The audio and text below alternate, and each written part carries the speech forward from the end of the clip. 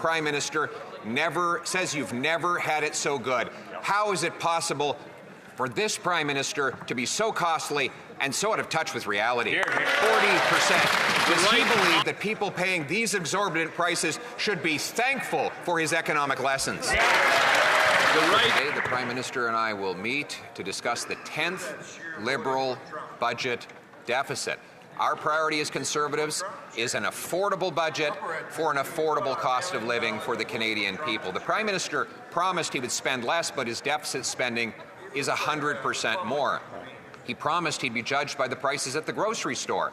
Well, they're now rising at 2 times the Bank of Canada's target, and inflation is now once again out of control.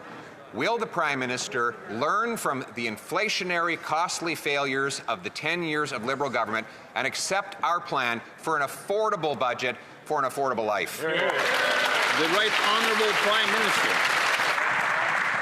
Mr. Speaker, this budget will get operational spending under control. It will balance our spending over the next 3 years. But we're not going to stop there.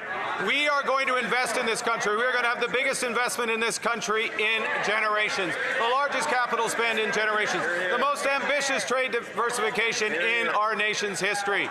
We will do everything to help Canadians get ahead, as they have gotten ahead every single month since I became Prime Minister. Hear, hear. The Honourable Leader of the Opposition. Never bought groceries lately. Canadians, according to this Prime Minister, have never had it so good.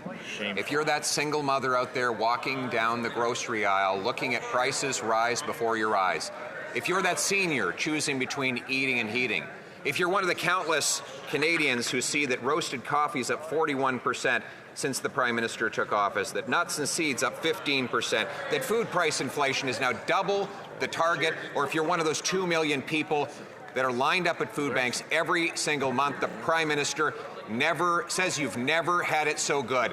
How is it possible for this Prime Minister to be so costly and so out of touch with reality? Hear, hear. The Right Honourable Prime Minister.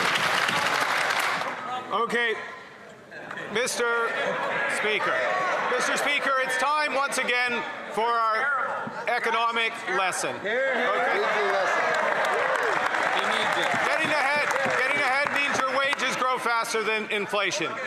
Let's look at the relationship between inflation and deficits. The inflation rate in Canada, the food inflation rate, is the G7 average, and we have the lowest deficit in the G7. What the government is going to do is use that deficit to grow this economy like it's never seen before. Hear, hear. Well done. The Honourable Leader of the Opposition. So the Prime Minister says to that single mother, that small business owner, that senior I just referenced out there, that he needs to give you economic lessons. You are the one out there who are watching prices rise right before The Honourable Member knows to speak through the chair, and there was a lot of noise around that, so if the Honourable Member could just start from the top, please. Mr. Speaker, the Prime Minister is now lecturing Canadians who are lined up at food banks, telling them that they've never had it so good. That if only they appreciated all the many promises that he's made, promises that he hasn't even begun to keep, that they would then be appreciative of the fact that here we have fresh and frozen beef is up 14%, fresh and frozen cut chucks up 12%, frozen meats up 11%, coffee grains up 40%. Does he believe that people paying these exorbitant prices should be thankful for his economic lessons? The Right Honourable Prime Minister. Mr. Speaker, we promised to cut taxes for every Canadian. 22 million Canadians have their taxes cut. We promised to cut taxes on first-time home builders. They've been cut. We promised to cut the carbon tax. It's been cut. You weren't here. It's been cut. It's been cut.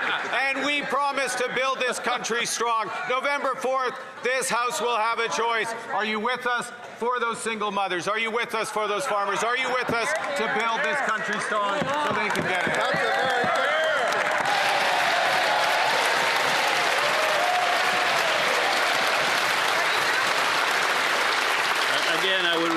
honourable members, it's through the chair. The honourable leader of the opposition. Mr. Speaker, I think he meant to say, are you with us for the bankers and bondholders who will be collecting record interest payments on the newly doubled national debt?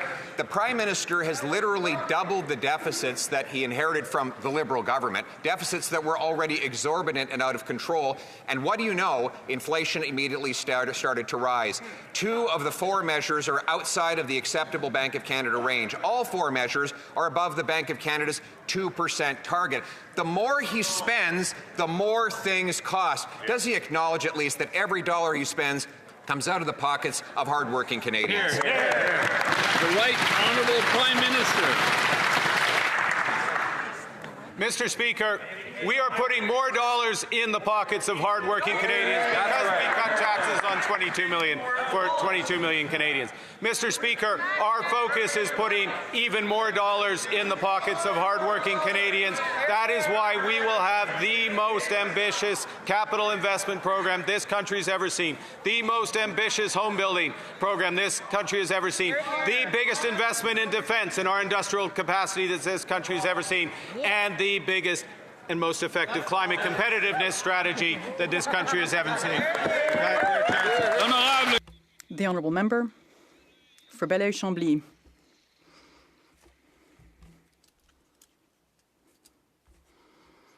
Mr. Speaker, Paccard and Sainte-Thérèse de Blainville, producing trucks, just had to let go of 300 employees due to the tariffs, the punishing tariffs from the Trump regime. 3 months after the elections that were supposed to solve all of these issues with respect to tariffs, can the Prime Minister reassure this company and the employees that no matter what, the employees and the company will be protected? The Right Honourable Prime Minister. Monsieur le Président. Mr. Speaker, we are disappointed by the situation at Paccard, at Stellantis and at GM in the automobile sector. We already have the best agreement with the U.S. We have the lowest tariffs for trucks and cars. But we are working with the Americans. We are negotiating with them. We will reassure workers at Paccard. The honourable member for Belleuil-Chambly. If that's the best deal, Mr. Speaker, I would not want to see the worst. And this raises a lot of concerns. People need some degree of certainty. Can the Prime Minister assure us, beyond any reasonable doubt, especially after the loss of these 3% taxes on the web giants, that the cultural exception will be protected in the tariff negotiations and that supply management will be protected entirely, including processing and in all respects with no compromise? The Right Honourable Prime Minister. Mr. Speaker, I can assure this House that we will protect supply management in our negotiations. We will protect Quebec and Canadian culture in the negotiations. That's it. The Honourable Member for Belleuil-Chambly. That's it, but you have to say completely. First, we should discuss the issue of forestry. Now we have to be beyond the level of protecting it. We need to save it. The forestry industry is subjected to a crisis that is worse than in 2008. Shutdowns, closures, hundreds of jobs have just been lost in Saint-Michel-des-Saints. Can the Prime Minister guarantee that faced with these 45% tariffs, there will be a plan and a complete plan to save the forestry regions in Quebec? The Right Honourable Prime Minister. Mr. Speaker, there is a plan. There are initiatives. The Industry Minister just announced an initiative that will provide funding for the forestry sector in Quebec and throughout Canada. This is through the Canadian Development Bank. There's also the Strategic Renewal Fund within the forestry sector, and that is a complete plan.